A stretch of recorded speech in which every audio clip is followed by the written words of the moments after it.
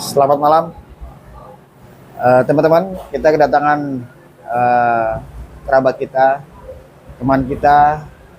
Dia adalah seorang ibu, namanya Bu Lisa.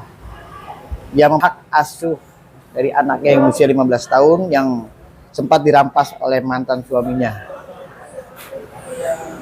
Di sini kita akan mendengarkan curhatan dari seorang Bu Lisa yang kelihatannya tidak pernah lelah untuk memperjuangkan hak asuh bagi seorang putrinya, putri kesayangannya. Bagaimana Bu Lisa kabarnya? Baik, selamat malam Pak. Bu Lisa, bisa dijelaskan atau ada curhatan apa terkait masalah Bu Lisa datang dari jauh-jauh dari Bali ke Jakarta untuk sebuah anak kesayangan? Ceritakan. Saya seorang ibu dari anak saya berumur 15 tahun. Di mana seharusnya hak asuh itu adalah saya yang pegang berdasarkan kesepakatan notaris tahun 2019. Itu di pasal 3 ini disebutkan bahwa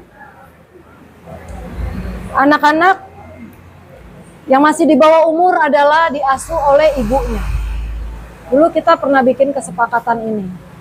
Nah, jadi saya cerai tahun 2021, diceraikan.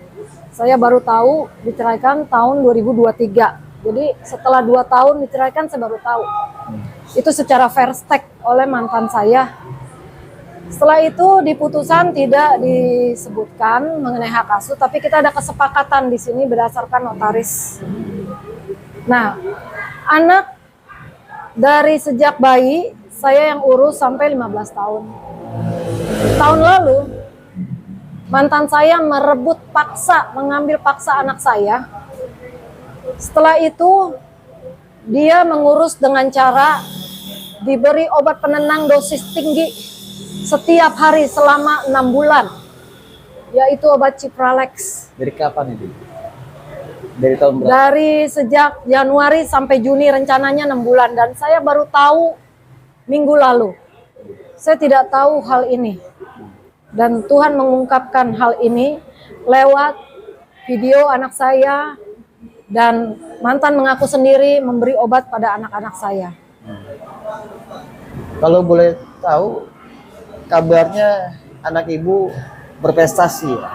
Bisa jelaskan prestasinya apa aja? Anak saya itu berprestasi, yaitu dia mendapat beasiswa dari sejak kelas 1 SD sampai 6 SD. Beasiswa, mendapatkan ranking ke-1. Dan dia pernah menjadi perwakilan Indonesia untuk Olimpiade Matematika, lomba matematika seluruh dunia. Membawa nama bangsa Indonesia begitu harum. Di usia keberapa itu, Bu? 15 tahun, Pak. 15 tahun, sebelum dirampas sama Ya, mantan ibu. sebelum dirampas sama mantan saya, keadaan anak saya sehat, normal, dan menjadi juara kelas. Kerinduan seperti apa yang ibu rasakan saat ini kepada Anda?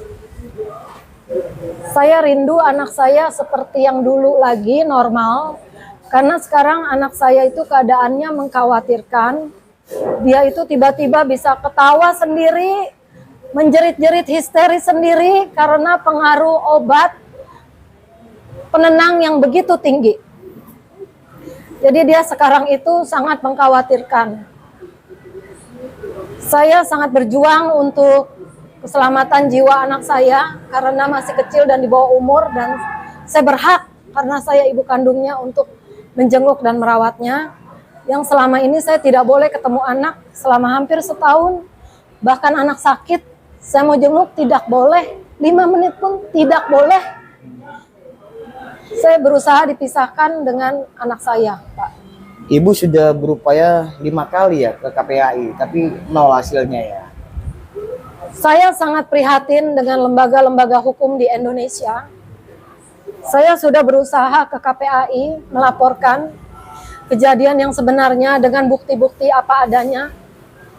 Tetapi jawaban KPAI malah seperti meremehkan, bahkan dengan berkata seperti, ibu kalau mau mediasi sama mantan bapaknya, ibu harus pergi ke psikologi forensik dulu. Saya sudah pergi ke psikologi forensik, ternyata memang saya tidak boleh diperiksa tanpa surat undangan dari pihak polisi dan pihak pengadilan. Lalu saya pergi ke Polres Perlindungan Anak PPA Polres mana nih? Jakarta Utara. Jakarta Utara.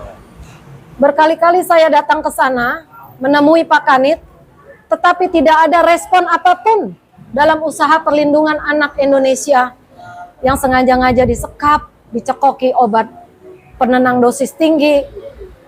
Mau jadi apa bangsa ini kalau generasi mudanya rusak dengan obat-obatan dan dibiarkan oleh aparat-aparat hukum negara? Sepertinya mereka tidak punya rasa tanggung jawab untuk melindungi anak-anak bangsa. Kondisi terakhir anak ibu bagaimana? Ibu tahu kondisi terakhir seperti apa? Mengkhawatirkan, yaitu kalau bicara itu nggak nyambung, alias tiba-tiba teriak sendiri. Ah!